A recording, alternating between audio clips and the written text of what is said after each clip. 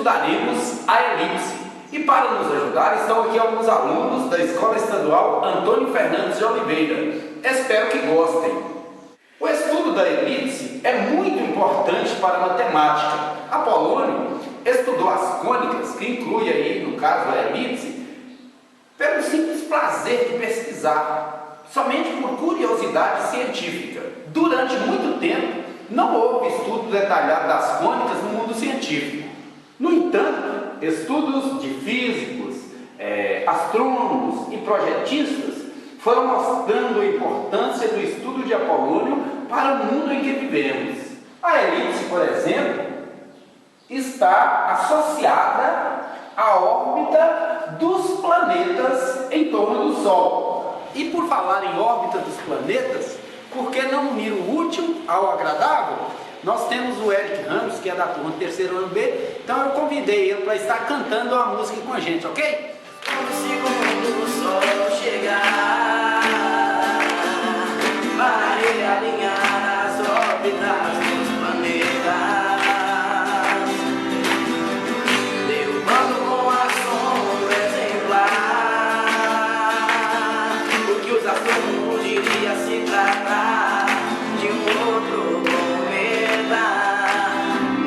Para a gente iniciar o estudo da elipse, eu vou pedir a vocês para que pesquisem em seus celulares duas coisas. Primeiro, qual é a definição de elipse? E segundo, quais são os elementos da elipse? Pode ser?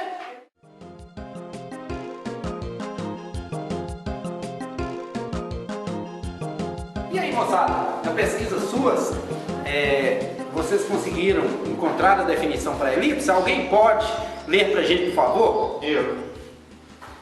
Entende-se por elipse um conjunto de pontos do plano onde a soma da distância de sua extremidade a dois pontos fixos, chamados de focos, F1 e F2, resulta em uma constante 2A, onde 2A maior que 2C.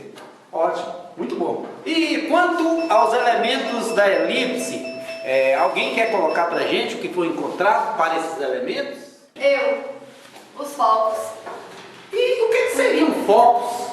Os focos são pontos fixos utilizados na construção da elipse. E o intervalo entre esses focos, que são chamados de F1 e F2, é igual a C2, sendo que a soma da distância entre os focos e qualquer outro ponto da elipse é sempre a mesma. Muito bem, Fernando. Eu até trouxe aqui uma animação gráfica que vai esclarecer melhor isso aí que você colocou, ok? Focos F1 e F2.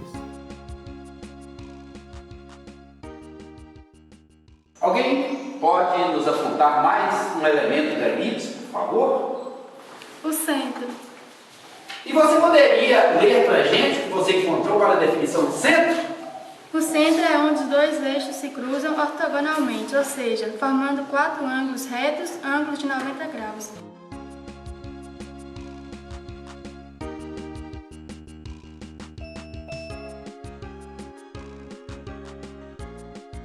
E aí, gente, mais algum elemento encontrado na pesquisa? O eixo maior, que vai de A1 a 2 e é igual a 2A. Muito bem, Ellen. Mais alguém encontrou algum outro elemento da elipse na pesquisa aí que pode colocar para a gente a definição? O eixo menor, que vai de B1 a B2 e é igual a 2B.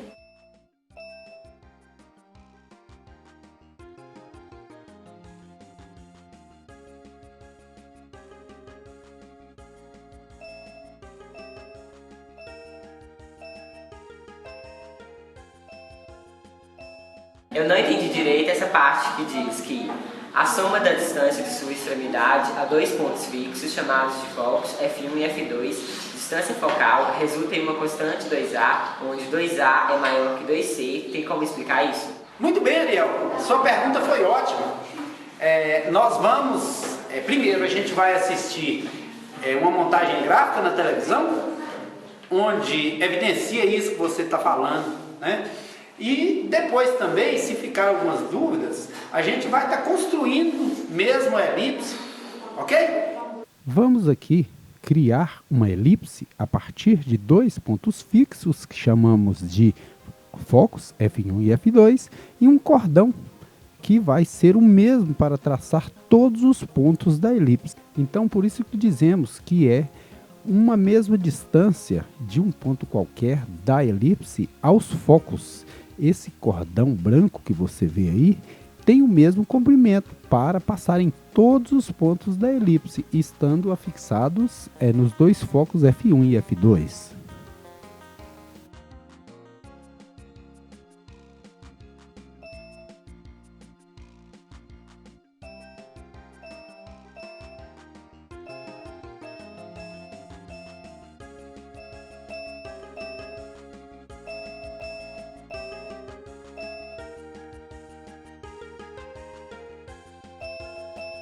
Pegar esses dois pregos, afixá-los aí com 15, 20 centímetros, com a distância que vocês quiserem, e construir a elipse com esses dois pregos servindo de focos, ok?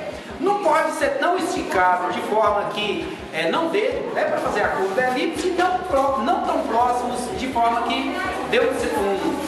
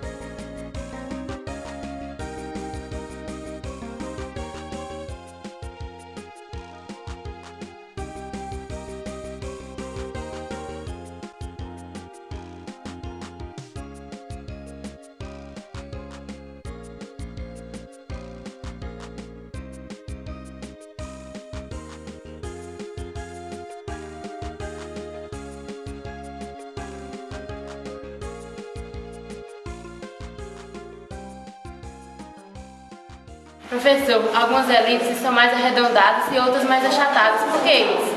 É alguma coisa relacionada ao centro? Muito bem. Excentricidade está, sim, relacionada com o centro da elipse.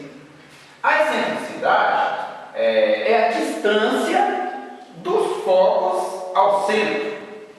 Essa excentricidade pode variar de 0 até 1 e funciona da seguinte maneira. Quanto mais distante os focos estiverem do centro, maior a excentricidade. A elipse vai ser mais achatada. Quanto mais próximos esses focos estiverem do centro, menor vai ser a excentricidade da elipse. Tanto que, se nós tivermos os dois focos em cima do centro, nós teremos aí uma circunferência. Aí não será mais uma elipse, mas será uma circunferência. Por isso que essa distância tem que ser maior que 0, porque se for 0, será uma circunferência e não uma elipse, e menor do que 1. Porque se ela chegar no 1, ela vai achatar tanto que vai virar uma reta. Ok? E como calculamos a excentricidade de uma elipse? Para calcularmos a excentricidade de uma elipse, basta a gente dividir o C, que é esse lado menor do triângulo retângulo, pelo A, que é a metade do eixo maior. Esteja a elipse com o eixo maior na horizontal, ou também no caso da elipse cujo eixo maior está na vertical, é o Y.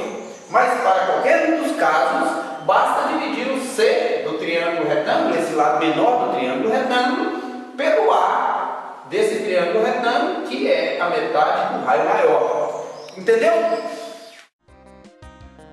Excentricidade. Excentricidade é a distância do foco, ou seja, dos focos da elipse até o seu centro. Tomamos aqui uma elipse cujo A vale 10 e o C vale 1.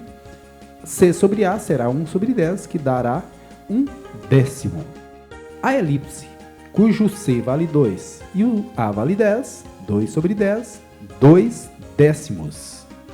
Na elipse em que o A vale 10 e o C vale 4, 4 sobre 10, C sobre A é igual a 0,4, 4 décimos. Na elipse que o C vale 6 e o A vale 10, 6 dividido por 10, 6 décimos.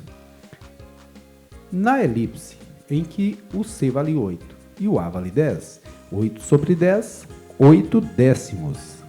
Na elipse que o C vale 12 e o A vale 13, dividimos o C pelo A, o 12 pelo 13, e encontraremos assim 0,92. Professor, nós vimos os elementos da elipse, mas tem alguma fórmula específica? Ótima pergunta. Existe sim uma fórmula para todos os elementos que se assentam aqui sobre a elipse.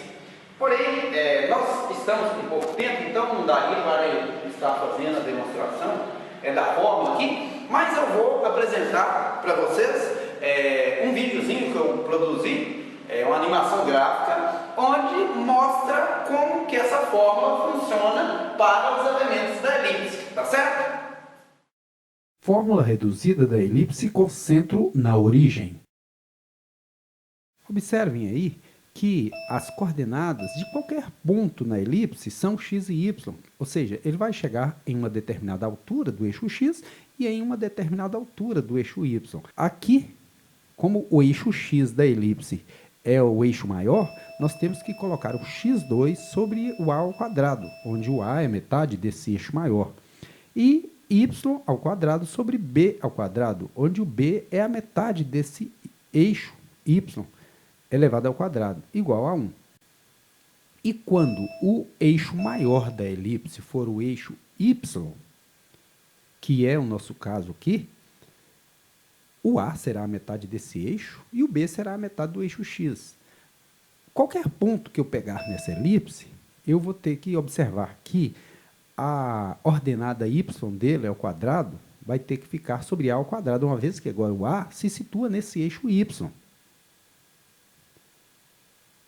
Mais x ao quadrado, ou seja, o x de qualquer ponto dessa circunferência sobre b ao quadrado, uma vez que o segmento B está no eixo menor, que é o eixo x. Atividade de fixação 1. Obter a equação da elipse que tem eixo menor igual a 6 centímetros e focos F1 menos 4 e 0 e F2 4 e 0. Traçando os dois eixos aqui e colocando as coordenadas dos pontos, onde a gente observa aí que o segmento que comporta o eixo menor mede 6, conforme é anunciado, a gente tem B igual a 3. Como o foco aponta aí 4 e 0 como coordenadas do F2, nós podemos concluir que o C vale 4. Nesse caso, formou um triângulo retângulo. Então, nós vamos aplicar o teorema de Pitágoras para encontrarmos o valor de A. A ao quadrado igual a B ao quadrado mais C ao quadrado. A ao quadrado é igual a 3 ao quadrado, uma vez que o B aí nesse triângulo vale 3, mais 4 ao quadrado, uma vez que o C nesse triângulo vale 4. Teremos assim A ao quadrado igual a 9 mais 16. A ao quadrado igual a 25. Se A ao quadrado vale 25, o A vale 5. Se o A vale 5, nós voltamos à fórmula x ao quadrado sobre A ao quadrado mais y ao quadrado sobre B ao quadrado igual a 1. Substituímos o 5 no lugar do A, uma vez que lá no teorema de Pitágoras nós encontramos esse valor para o A. Substituímos o B por 3, uma vez que o B, que é a metade do eixo menor, vale 3. E teremos assim x ao quadrado sobre 25 mais y ao quadrado sobre 9 igual a 1. Atividade de fixação 2. Obter a equação da elipse que tem eixo maior, no caso y, igual a 10 centímetros, e focos F1 igual a 0 e 4 e F2 0 e menos 4. Representando graficamente esses valores, nós podemos concluir que de B1 a B2 terá 10 centímetros de distância, uma vez que o eixo maior vale 10 centímetros.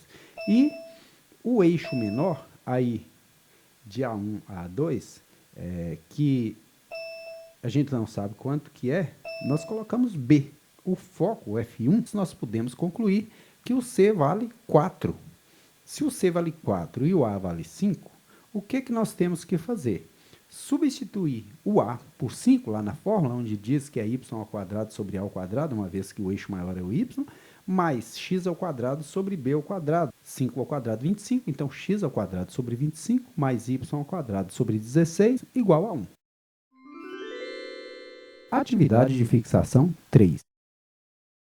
A primeira lei de Kepler estabelece que qualquer planeta do Sistema Solar descreve uma órbita elíptica em torno do Sol, estando este em um dos focos da elipse.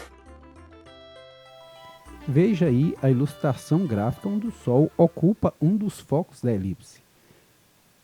Sabendo que a maior e a menor distância da Terra ao Sol são 1,53 vezes 10 à oitava quilômetros e 1,47 vezes 10 à oitava quilômetros, aproximadamente, calcule a medida do eixo maior e a distância focal da órbita elíptica da Terra em torno do Sol. Veja aí que a maior distância da Terra ao Sol é 1,53 vezes 10 elevado à oitava quilômetros. E a menor distância da Terra ao Sol é 1,47 vezes 10 à oitava quilômetros.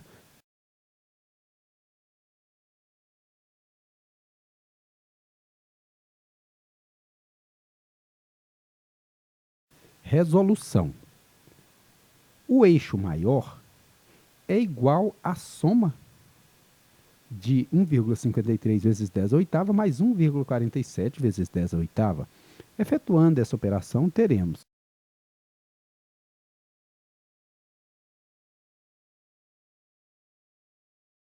então, o eixo maior terá o comprimento 3 vezes 10 elevado à oitava.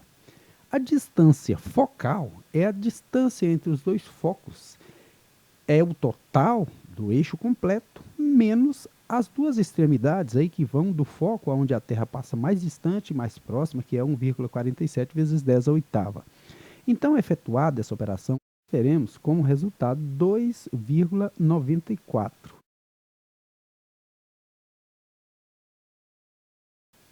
Então, 3 vezes 10 elevado à oitava menos 2,94 vezes 10 elevado à oitava resulta em que 0,06 vezes 10 elevado à oitava, que nós podemos deslocar essa vírgula e 2 casas para a direita e a gente reduz o expoente dessa potência de 8 para 6 também. A solução do problema é 6 vezes 10 elevado à sexta potência, ou seja, 6 milhões de quilômetros aproximadamente. Questão de vestibular. Do Unesp São Paulo. A equação da elipse de focos F1 igual a menos 2 e 0 e F2, 2 e 0 e eixo maior igual a 6 é dada por x2 sobre 10 mais y2 sobre 20 igual a 1, x2 sobre 9 mais y2 sobre 5 igual a 1, x2 sobre 9 mais y2 sobre 15 igual a 1, x2 sobre 6 mais y2 sobre 15 igual a 1, ou x2 sobre 4 mais y2 sobre 25 igual a 1. Aí nós podemos construir, esboçar aí o gráfico com elipse, e lembrando que se o eixo maior vale 6, o A vai valer quanto? Vai valer 3, porque o A é o eixo, a metade do eixo maior. Então, o A vale 3 e podemos concluir, quando colocamos as coordenadas do foco 2, 2 e 0, que o C desse triângulo retângulo aí vale 2. Agora nos resta encontrar o B desse triângulo retângulo. Então, nós podemos aplicar o teorema de Pitágoras, que diz que a hipotenusa ao quadrado, o lado grande ao quadrado, é igual à soma dos lados pequenos, né, dos catetos ao quadrado. Então, 3 ao quadrado, que é o A ao quadrado, o lado grande ao quadrado, é igual a B ao quadrado, mais 2 ao quadrado, que é o valor do lado C. Assim, 9 igual a B ao quadrado mais 4. Passando 4 para o primeiro membro da igualdade, teremos 9 menos 4 igual a B ao quadrado, 5 igual a B ao quadrado igual a 5. Aplicando a radiciação, que anula a potenciação, em ambos os lados, matamos o expoente 2 do B e teremos assim B igual raiz quadrada de 5. Se sabemos que B é igual a raiz quadrada de 5 e sabemos que o eixo maior é o eixo x, então vamos utilizar a fórmula x2 sobre A2 mais y2 sobre B2 igual a 1. Nesse caso temos o A, então onde era A ao quadrado, agora vai ser o quê? 3 ao quadrado. E temos também o B, que é a raiz quadrada de 5. Onde era B ao quadrado, vai ser raiz quadrada de 5 ao quadrado, que elimina a raiz, porque a potenciação e a radiciação são opostas, e teremos x2 sobre 9 mais y2 sobre 5 igual a 1. Solução alternativa B. Questão de vestibular. SES Grande Rio, Rio de Janeiro. Para delimitar um gramado, um jardineiro traçou uma elipse tangenciando nos respectivos pontos médios os 4 lados de um terreno de 4 metros por 3,20. Para isso, usou um fio esticado preso por suas extremidades M e N, como mostra a figura. Qual é a distância entre os pontos M e N? Observem aí na figura que os focos são 2 estacas que estão afixadas para que possa ser construída a elipse em um terreno retangular, cujo comprimento é 4 metros e a largura é 3 metros e 20 centímetros, 3,2 metros. Com isso, nós conseguimos formar aí ao centro um triângulo retângulo, onde o A vale 2 metros. Por que vale 2 metros? Porque o A é a metade do eixo maior, que aqui no caso é 4 metros. E o B vale 1,6 metros. Aí nós podemos aplicar o teorema de Pitágoras para encontrar o lado C. Então, 2 ao quadrado, que é o lado maior ao quadrado, hipotenusa ao quadrado, igual 1,6 ao quadrado, mais C ao quadrado. Então, 4 é igual a 2,56 do 1,6 ao quadrado mais C ao quadrado. 4 menos 2,56 igual a C ao quadrado. 1,44 igual a C ao quadrado, ou seja, C ao quadrado igual a 1,44. Como nós já vimos, a radiciação, ela anula a potenciação. Podemos concluir que a solução do problema é 2,4, uma vez que está pedindo qual a distância entre os pontos M e N. E entre os pontos M e N tem 2C. Questão de vestibular. FGV São Paulo. Dada a elipse de equação 9x2 mais 16y2 menos 144 igual a 0, quais são as coordenadas de seus focos? Inicialmente, nós precisamos lembrar que toda equação reduzida da elipse é igual a 1. Logo, precisamos deslocar esse 144 para o segundo membro da equação aí. E vamos ter 9x2 mais 16y2 igual a 144. Como toda equação reduzida da circunferência é igual a 1 no segundo membro, e aí nós temos 144, nós precisamos transformar esse 144 em 1. Como fazer isso? Dividindo todos os termos dessa equação por 144. Como o numerador do primeiro termo é 9, nós dividimos esse primeiro termo aí por 9. Nós podemos dividir também todo o segundo membro por 16, resultando assim em x ao quadrado sobre 16 mais y ao quadrado sobre 9 igual a 1. Então, se o a ao quadrado é 16, o a nós podemos concluir que vale 4. Se o b ao quadrado é 9, o b vale 3. Como o a vale 4 e o b vale 3, nós vamos aí criar o triângulo retângulo para encontrarmos o valor de C, que somente com o valor de C nós determinamos o foco dessa elipse. Então, o b vale 3, o a vale 4, nós vamos ter que procurar aí o valor para o lado C. Então, utilizando o teorema de Pitágoras, que diz que a hipotenusa ao quadrado é igual à soma dos catetos, a hipotenusa ao quadrado, 4 ao quadrado, deve ser igual a 3 ao quadrado, que é aí b ao quadrado, mais c ao quadrado, que é o outro cateto elevado ao quadrado. Assim, teremos 16 igual a 9 mais c ao quadrado. Passando 9 para o primeiro membro da equação, teremos 16 menos 9 igual a c ao quadrado, 7 igual a c ao quadrado igual a 7 E nós, aplicando aí a radiciação em ambos os membros dessa equação, teremos C igual a raiz quadrada de 7. Solução. As coordenadas dos focos são F1 menos raiz de 7, 0, e F2, raiz de 7 e 0. Eu espero que você tenha entendido um pouco melhor como funcionam as elipses. Quem espera que a vida seja feita de ilusão pode até ficar maluco ou morrer na solidão. É preciso ter cuidado para mais tarde não sofrer. É preciso saber viver. É preciso saber viver. É preciso saber viver. É preciso saber viver. Saber viver.